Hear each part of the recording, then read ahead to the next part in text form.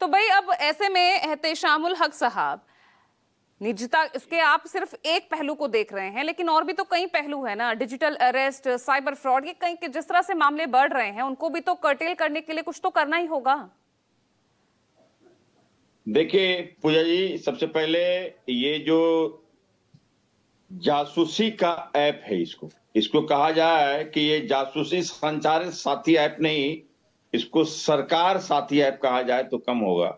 इसलिए सरकार जितने भी विपक्षी पार्टियां और जितने भी लोगों के ऊपर नजर रखने का एक नया शगुफा समझ लिए कि संचार ऐप के माध्यम से उन्होंने कोशिश की कि हम इसको समझ लिए कि हम अपने देश में लागू कर लेंगे।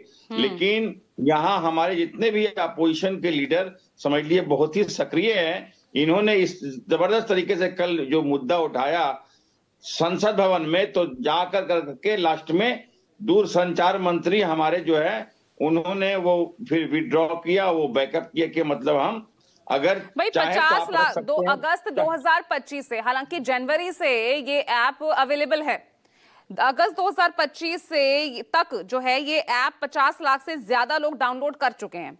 37 लाख से ज्यादा चोरी, खोए हुए मोबाइल हैंडसेट सफलतापूर्वक ब्लॉक किए गए हैं।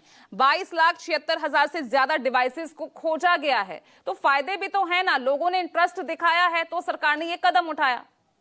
बिल्कुल नहीं। देखिए पूजा जी, 2014 के बाद में इस तरह का की घटना हमारे देश में साइबर क्राइम वाला जितने भी चोरी जो भी हो रही है, इनके आने के बाद इससे पहले किसी तरह का 2014 से पहले हम लोगों के हाथों में एंड्रॉइड मोबाइल आ गया था, लेकिन इस तरह की घटना देश में नहीं घट रही थी। अभी देश में जो भी अभी चोरी चमारी जो जितनी भी हो रही है, ये सब इन्हीं के कार्यकाल में हो रही, 2014 के बाद हो रही है। आप एसआईआर के मुद्दे पे हमारे जब विपक्षी पार्टियां जब बात करते हैं तो इनको तकलीफ होती है। आज देखिए उस पर बात होने पे बहुत मुश्किल से ये राजी हुई आज बात करने के लिए तैयार है। हमारे कहने का मतलब है देश का विकास का बात होना चाहिए, देश का डेवलपमेंट का बात होना चाहिए, बेरोजगारी पर बात होना चाहिए। जो हमारे 15 लाख का वादा था, हम कैसे अब जो आप डिमांड करेंगे उसी पर तो बात होगी। आपने एसआईआर को लेकर डिमांड की तो चुनाव सुधार के तहत उस पर चर्चा के लिए तैयार है सरकार।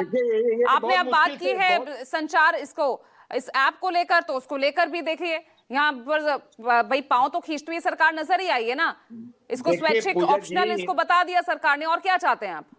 देखिए पूजा जी, एक्चुअली क्या है, इनके पास में कुछ है नहीं माइंड को डाइवर्ट करने के लिए। जो इनकी नाकामियां है, पूरे जो देश के लोगों से 140 करोड़ जनता से वादा किया था, अभी बिहार में जो 10-10 हजार रुपया कर करके इन्होंने वोट हासिल किया, उनकी घर को तोड़ा जा रहा, बुलडोजर हो जा रहा है। तो यही भारतीय जनता की कहानी है, कथनी है, फर्क है। बताइए गरीबों फखरुल हसन चांद जी, ये असुरक्षा की भावना है किधर, इधर है या उधर, आपकी तरफ है?